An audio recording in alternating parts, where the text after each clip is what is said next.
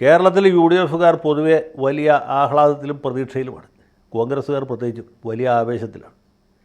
അവരുടെ ആവേശത്തിൻ്റെ കാര്യമെന്ന് വെച്ചാൽ കഴിഞ്ഞ ദിവസം ഇന്ത്യ ടുഡേ നടത്തിയ അഭിപ്രായ സർവേയുടെ റിസൾട്ട് പുറത്തു വന്നു. റിസൾട്ടല്ല, യഥാർത്ഥത്തിൽ ചില സൂചനകളാണ്. അഭിപ്രായ സർവേയിൽ കാണുന്നതൊന്നും അതുപോലെ സത്യമായി കൊള്ളുന്നില്ല, പക്ഷേ അത് ചില സൂചനകൾ നൽകുന്നു എന്നുള്ളത് വ്യക്തമാണ്. അപ്പോൾ ഇവർ നൽകുന്ന സൂചന അനുസരിച്ചാണെങ്കിൽ ഇപ്പോൾ കേരളത്തിൽ തെരഞ്ഞെടുപ്പ് നടത്തിയാൽ UDFന് വലിയ മേൽക്കൈ ലഭിക്കും. അവരുടെ കണക്ക് പ്രകാരം പാർലമെൻറ്റിലേക്കാണെങ്കിൽ 18 സീറ്റ് UDF ജയിക്കും. കഴിഞ്ഞ തെരഞ്ഞെടുപ്പിലുണ്ടായ അതേ റിസൾട്ട് ആവർത്തിക്കും എന്നർത്ഥം. നിയമസഭയിലേക്കാണെങ്കിൽ ഏതാണ്ട് 110 സീറ്റ് വരെ, ചെറിയ റിസൾട്ടൊന്നുമില്ല, 110 സീറ്റ് വരെ UDFന് കിട്ടാനുള്ള ഒരു സാഹചര്യം നിലനിൽക്കും.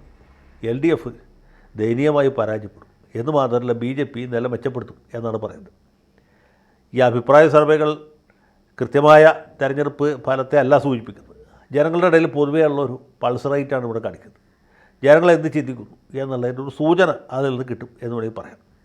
ഇത് തന്നെ 100% ശാസ്ത്രീയമോ അല്ലെങ്കിൽ ഫലപ്രദമോ ആയിക്കൊള്ളുന്നില്ല. ഇപ്പോൾ കഴിഞ്ഞ ഹരിയാന തെരഞ്ഞെടുപ്പിന് മുമ്പ് ഇതുപോലെയുള്ള സാമ്പിൾ സർവേകൾ നിരവധി നടത്തിയതാണ്. എല്ലായിടത്തും കോൺഗ്രസ്സാണ് മുൻകൈ നിന്നത്. പക്ഷേ ആ മുൻതൂക്കം വോട്ടെണ്ണി കഴിഞ്ഞപ്പോൾ ഉണ്ടായിരുന്നില്ല. എക്സിറ്റ് പോളിൽ കണ്ട റിസൾട്ട് പോലുമല്ല, വോട്ടെണ്ണി കഴിഞ്ഞപ്പോൾ ഉണ്ടായ റിസൾട്ട് ഭയങ്കരമായിരുന്നു. മഹാരാഷ്ട്രയിലും ഏതാണ്ട് ഇതുപോലെയൊക്കെ തന്നെയാണ് സംഭവിച്ചത്. കഴിഞ്ഞ തന്നെ മുമ്പത്തെ വർഷം ഈ മധ്യപ്രദേശിലും ഛത്തീസ്ഗഡിലും ഇതുപോലെയൊക്കെ തന്നെയുള്ള റിസൾട്ടുകൾ ഉണ്ടായി. അഭിപ്രായ സർവേയിലും എക്സിറ്റ് പോളിലും ഒക്കെ കോൺഗ്രസ്സാണ് ജയിച്ചത്. പക്ഷേ വോട്ടെണ്ണി കഴിഞ്ഞപ്പോൾ BJPയുടെ സർക്കാരാണ് അധികാരത്തിൽ വന്നത്. അതുകൊണ്ട് ഈ അഭിപ്രായ സർവേ ഒന്നും അധികം വിശ്വസിക്കാൻ പറ്റുകയില്ല. ഇത് റിസൾട്ട് തെറ്റിപ്പോകാൻ സാധ്യതയുണ്ട്. ഒരുപക്ഷെ CPMകാരെ തന്നെ പൈസ കൊടുത്ത് കോൺഗ്രസ്സുകാരെ കുഴപ്പത്തിലാക്കാൻ വേണ്ടി ഇതുപോലെയുള്ള സാമ്പിൾ സർവേ നടത്തിച്ചാകാൻ പോലും സാധ്യതയുണ്ട്. കാരണം സാമ്പിൾ സർവേയിൽ നമ്മൾ ജയിച്ചല്ലോ എന്ന് വിചാരിച്ച് കോൺഗ്രസ്സുകാർ മടിയന്മാരായതുകൊണ്ട് ആമയും മുയലും എന്ന കഥയിലെ മുയലിനെ പോലെ ഇനി കിടന്നു ഉറങ്ങും. ആ സമയത്ത് ആമയുടെ റോളിൽ CPMന് LDFന് ജയിച്ച് കയറാനുള്ളൊരു സാധ്യതയുണ്ട്.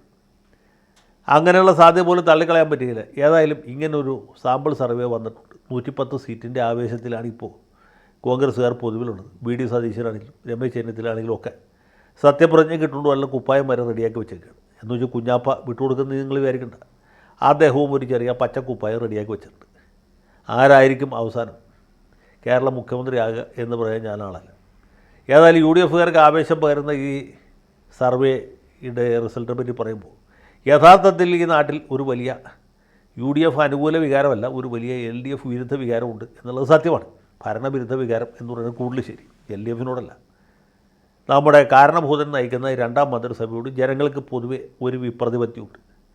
5 കൊല്ലം ഭരിച്ച സർക്കാരിനോട് ന്യായമായിട്ട് ജനങ്ങൾക്ക് ഒരു വിപരീത വികാരമുണ്ടാകും. 10 കൊല്ലം ഭരിച്ച സർക്കാരാണെങ്കിൽ ഭയങ്കരമായിട്ടുണ്ടാകും.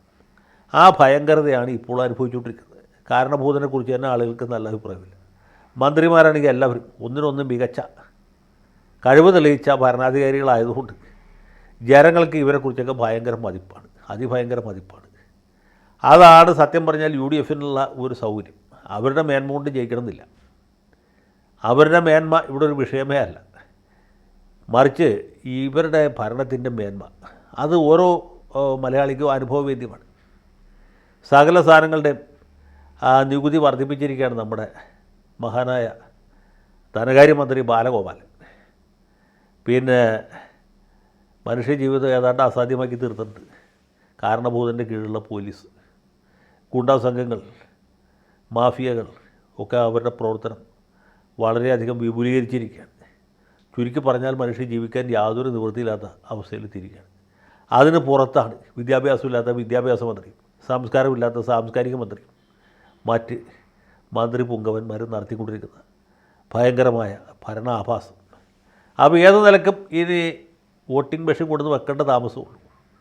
കോൺഗ്രസ്സുകാർ ഒരു പ്രവർത്തനം നടത്തണ്ട, നോമിനേഷൻ കൊടുത്ത് വീട്ടിലിരുന്നാൽ മതി, ജനങ്ങൾ വോട്ട് ചെയ്ത് ജയിപ്പിക്കും എന്ന അവസ്ഥയിലാണ് കാര്യങ്ങൾ നിൽക്കുന്നത്. കാരണഭൂതൻ കേരള സംസ്ഥാനം ഭരിച്ച് മുടിപ്പിച്ച് നിർമൂലമാക്കിയിട്ട് പോകുള്ളൂ എന്ന് ശപഥം ചെയ്തിരിക്കുകയാണ്. അപ്പോൾ ഇതുകൊണ്ട് സ്വാഭാവികമായിട്ടും കോൺഗ്രസ്സുകാർക്ക് ജയിക്കാം. പക്ഷേ അവിടെ പാളയത്തിൽ പടയാണ്. ഒരാൾ മുഖ്യമന്ത്രി ആവുമോ എന്ന് പേടിയിൽ ബാക്കിയുള്ളവർ എല്ലാവരും ഉറക്കമൊഴിഞ്ഞ് കാത്തിരിക്കുകയാണ്. ഒരാളുടെ കാലം പിടിച്ചു വലിക്കാൻ മറ്റുള്ളവരുടെ കാലം പിടിച്ചു വലിക്കാൻ ഇവർ. അങ്ങനെ വലിയ തമാശകൾ അവിടെ അരങ്ങേറിക്കൊണ്ടിരിക്കുകയാണ്. പിന്നെ എന്താണ്, സാമുദായിക ധ്രുവീകരണം ഉണ്ടാക്കാനുള്ള അവസാന ശ്രമത്തിലാണ് CPM. അതിനുള്ള കളികൾ വേറെ കൂടി നടന്നുകൊണ്ടിരിക്കുന്നു. വഖഫ് നിയമ ഭേദഗതി പോലുള്ള തമാശകൾ. ഇന്ത്യ ടുഡേ പോലും പറയുന്ന ഒരു കാര്യമുണ്ട്, BJP നില മെച്ചപ്പെടുത്തുകയാണ്, CPM നിന്ന് ചോരുന്ന വോട്ടുകൾ BJPയിലേക്കാണ് പോകുന്നത് എന്നൊക്കെ. അപ്പോൾ ഇതൊക്കെ എവിടെ ചെന്ന് അവസാനിക്കും എന്ന് പറയാൻ ഞാൻ ആളല്ല. പക്ഷേ ഭരണവിരുദ്ധ വികാരം സംസ്ഥാനത്ത് വളരെ ശക്തമാണ്. ഈ ഭരണത്തെക്കുറിച്ച് രണ്ടു പേർക്ക് മാത്രമേ നല്ല അഭിപ്രായമുള്ളൂ. ഒന്ന് മുഖ്യമന്ത്രി പിണറായി വിജയനാണ്, മറ്റേ അദ്ദേഹത്തിൻ്റെ മരുമോൻ മുഹമ്മദ് റിയാസിനാണ്. ബാക്കി സകല ആളുകളും ഈ ഭരണം കേരള സംസ്ഥാനം ഇന്ന് വരെ കണ്ടതിൽ ഏറ്റവും തല്ലിപ്പൊളിയാണ് എന്ന അഭിപ്രായമുള്ളവരാണ്, മന്ത്രിമാരും ഉൾപ്പെടെ. അവർക്കത് പറയാൻ നിവൃത്തിയില്ല, പറയാൻ ധൈര്യമില്ല എന്ന് മാത്രമേ ഉള്ളൂ. പക്ഷേ ജനങ്ങൾ പോളിംഗ് ബൂത്തിൽ ചെല്ലുമ്പോൾ അവരുടെ സമ്മതിദാന അവകാശം കൃത്യമായി വിനിയോഗിക്കും എന്നുള്ള കാര്യത്തിൽ എനിക്ക് ആ ഒരു സംശയമില്ല. അതിനിപ്പോൾ ഇന്ത്യ ടുഡേയുടെ ഒപ്പീനിയൻ പോളൊന്നും നമ്മൾ നോക്കേണ്ടതില്ല. അത്രയും മധുര മനോഹര മനോജ്ഞ ചൈനയിലേക്കാണ് നമ്മുടെ സംസ്ഥാനം നീങ്ങിക്കൊണ്ടിരിക്കുന്നത്.